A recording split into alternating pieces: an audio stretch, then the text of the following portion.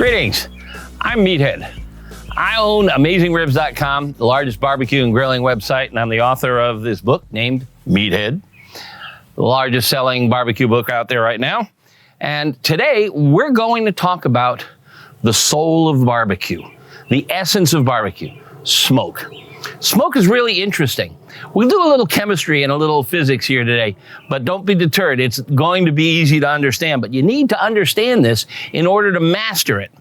So, it's a little complicated, but smoke gives food an essence that is elegant, complex, and perhaps even a pheromone. Think of it as another spice. It's not on your spice rack. You can't get it anywhere except on a grill or a smoker. Okay? So, I brought with me the types of wood that I use for smoking. Now, you get smoke from wood, not from charcoal. Charcoal will smoke, and I'm gonna light up and I'll show you something interesting about charcoal. This is a charcoal chimney, and it's the best way to start charcoal.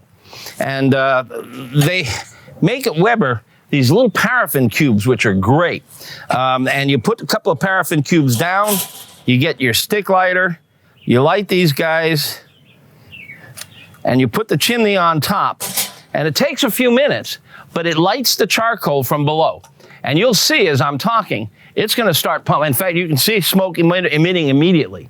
What's gonna happen, and it's really interesting, as charcoal ignites, it creates a lot of smoke because the energy from the fire creates gases which come out. And those gases don't have the best flavor.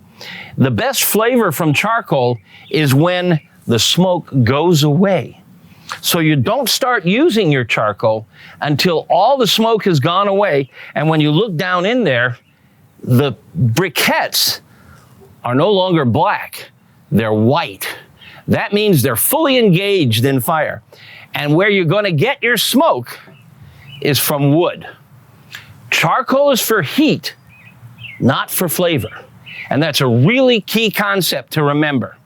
So, how do we get smoke? Smoke is the result of combustion, which is when you have fuel, charcoal, or gas, or wood pellets, and you add to it oxygen. We have air, which is both nitrogen and oxygen.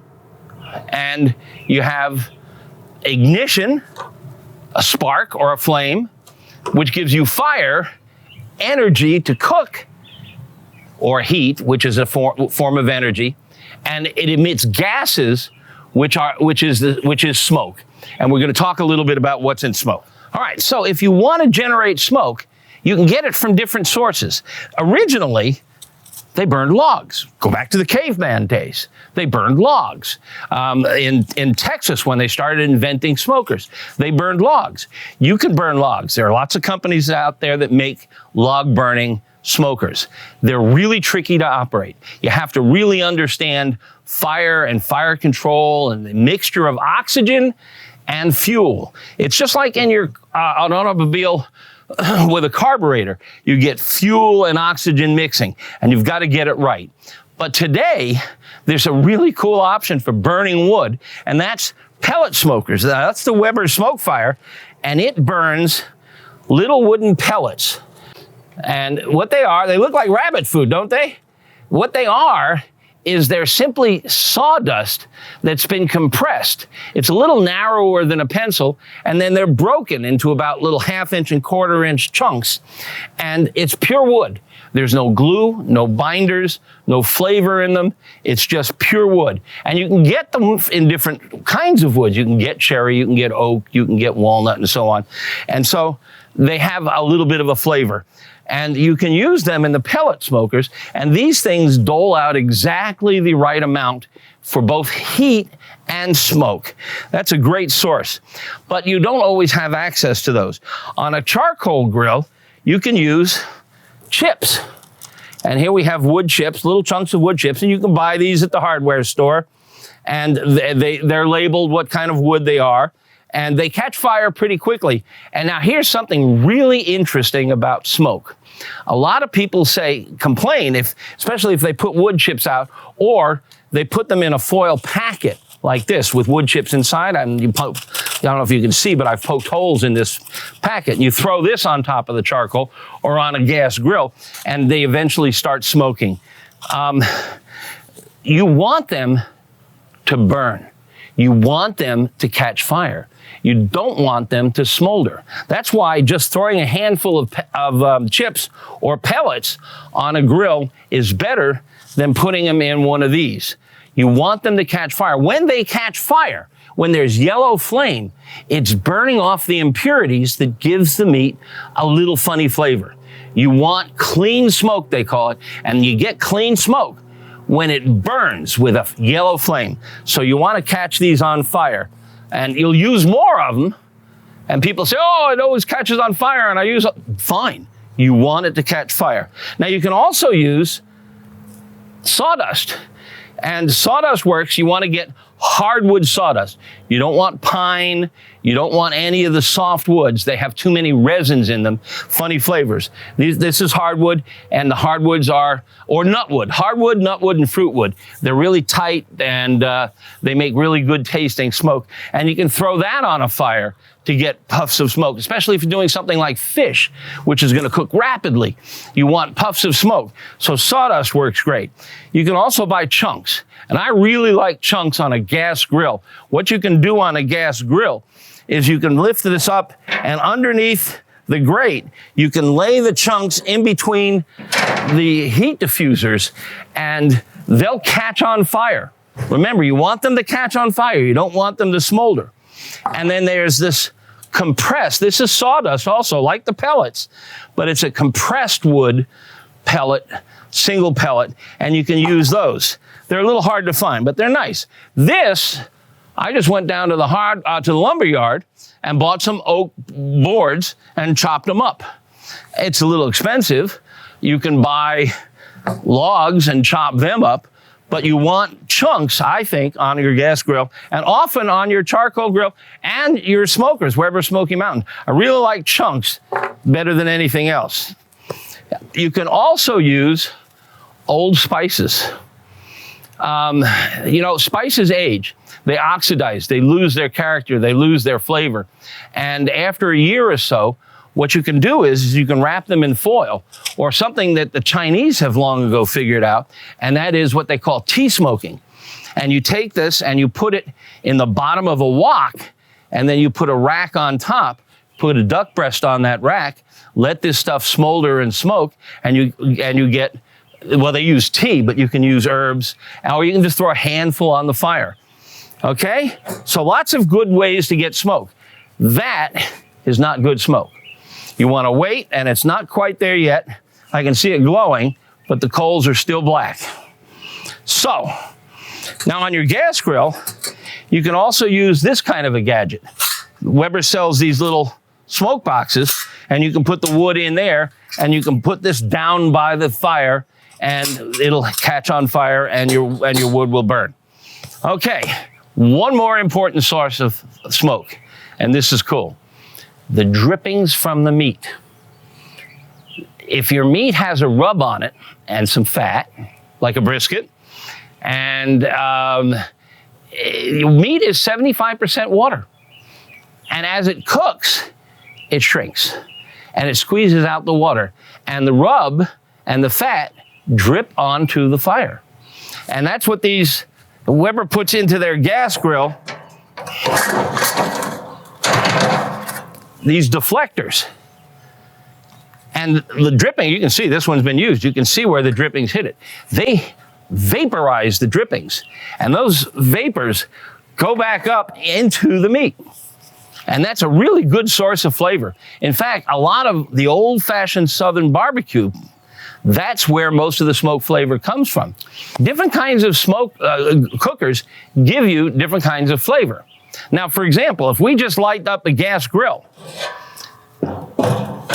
your source of energy, your heat, is either propane or natural gas. But it's both a gas product, and they don't make smoke. All you get is carbon dioxide and water. That's all. There is water vapor that comes out. And that's nice, it helps keep the meat moist.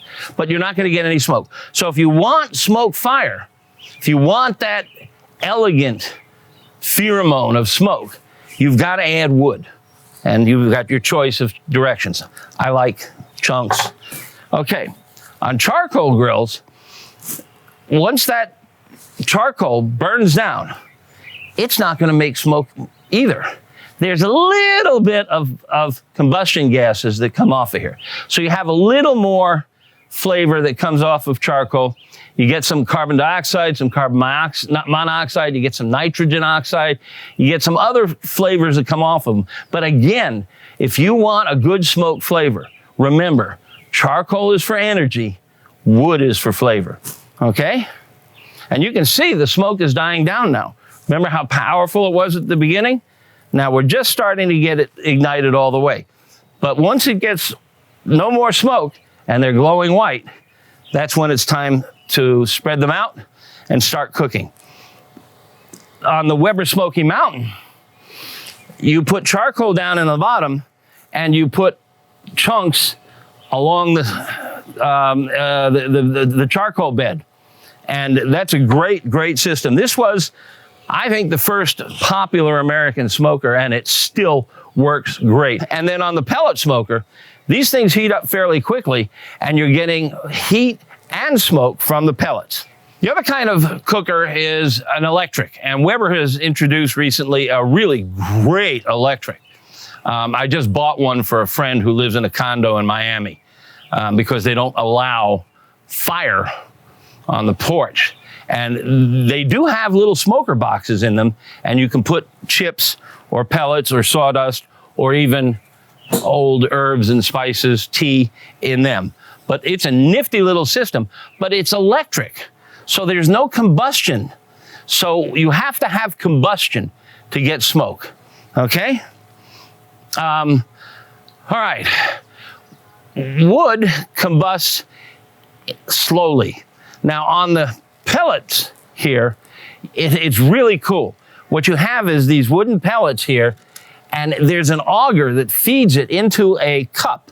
It's a burn pot, and it's like bigger than a beer mug. And the pellets are ignited by a heating element, and then there's a fan that blows air in there. And that controls your air and fuel mix. And it does it electronically. It's got a brain. And it even has a brain that you can monitor and control with your smartphone. So you can set this baby up and say, we're going to start out at a low temperature, and then we're going to jack it up to a high temperature, and then when it's done, we're going to drop it down to a holding temperature, and I'm going to go watch the game. And you can sit on your couch and you never have to get up. So that's really cool. But the process of burning wood is you get a series. A lot of people like to soak the wood chips. And this is really interesting. Don't soak your wood chips. When you soak wood, first of all, you know why they build boats out of wood? Because it doesn't absorb water. This stuff won't absorb water. You can take these, weigh them, soak them. Most books say soak it for an hour. Soak them overnight.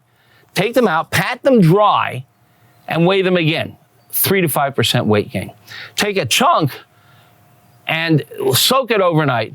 Cut it in half, and you'll barely see penetration, just on the surface. It doesn't absorb water.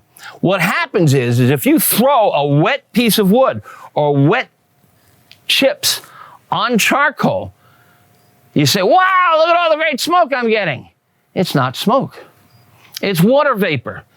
The water has to evaporate at 212 degrees, and it won't go any higher in temperature until the water evaporates. Then the wood will combust at around 500 degrees. So you don't get smoke until the water evaporates. And you see all that stuff and you say, look at all the great smoke I'm getting. It's not smoke. And just take a mirror and hold it over the what you think is smoke, and it'll all fog up because it's water vapor.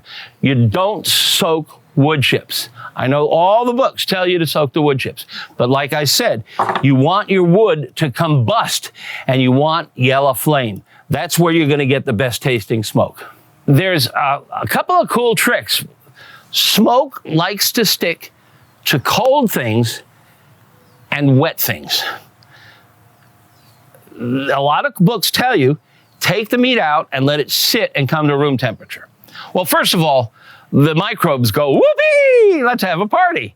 You don't need to do that because smoke is attracted to cold surfaces. If you take the meat out of the fridge and go straight to this cooker or the smoker, you'll get more smoke flavor. We're gonna do a fun experiment. We're gonna take 2 beer cans that I painted white. And this one is filled with ice water, and this one is not. And we're gonna leave them in here for a while, and we're gonna see what happens. And we have over here one that has nothing in it, and that's our control, okay? So we're gonna let those go for a while, and we're gonna see what happens. But the smoke should be attracted to the cold surface. It's the same phenomenon that you see when you get out of the shower in the morning. Your mirrors are all fogged up because the little tiny particles of water, the steam, which is analogous to smoke, sticks to the cold glass. It's a process called thermophoresis.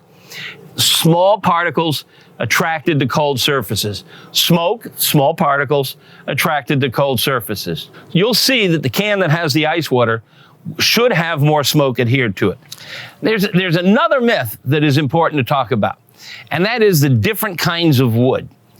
There are minor flavor differences between different kinds of wood. Yes, apple wood tastes different than mesquite, but it's not huge. Keep in mind when you're smoking something like, let's say, ribs, you've got the quality of the meat and its natural flavors. You've got the rub. You've got the temperature, and what temperature it's cooking at will affect the flavor. You got a sauce, which you're probably going to put on at the end. The wood is just one instrument in this orchestra, and it fills in with the rest. It plays its part, but it's not essential dominant part. And people obsess, well, I'm cooking a turkey. What wood should I use? Don't worry about it. In fact, I recommend if you're just getting rolling as a smoker, settle on one variety and stick with it for a whole year and just see how you like it. Then switch and see if you can spot the differences.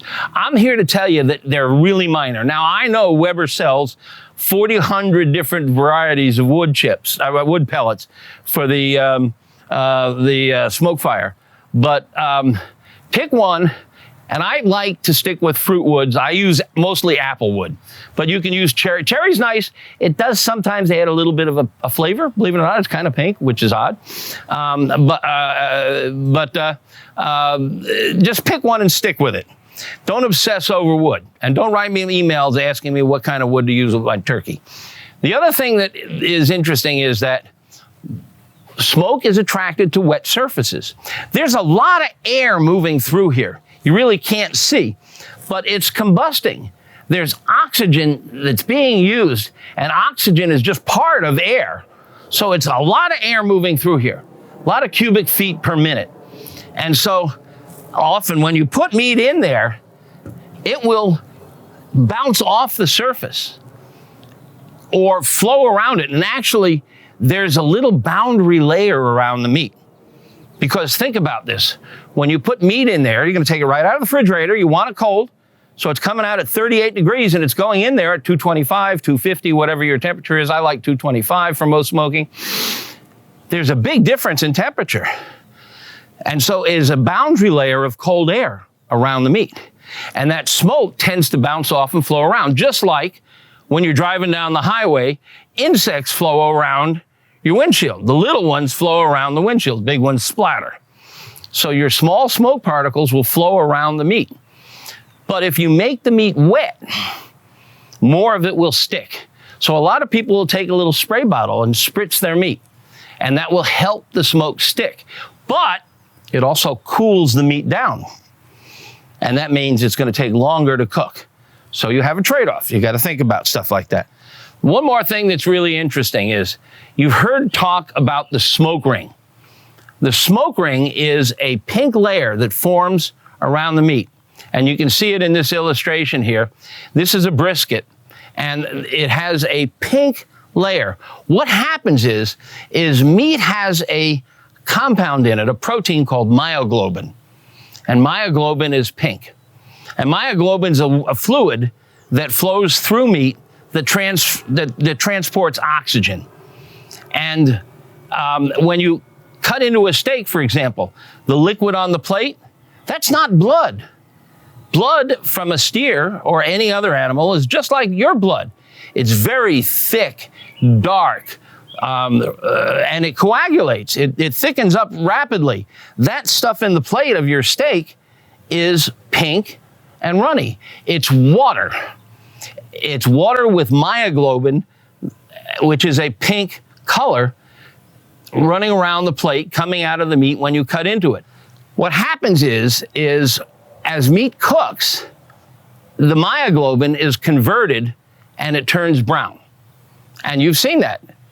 You cook a steak, it starts out purple, moves to red, moves to pink, moves to brown. That's myoglobin changing colors. Well, when you add smoke, part of the smoke complex is a compound called nitric oxide, NO. And it penetrates the meat and it prevents the myoglobin from turning brown. So your smoke ring is meat that has myoglobin in it that has been fixed at the pink color and it can't turn brown. It has no flavor. I know every smoker out there wants to see that smoke ring on his ribs or his pulled pork or his brisket, but it doesn't have any flavor.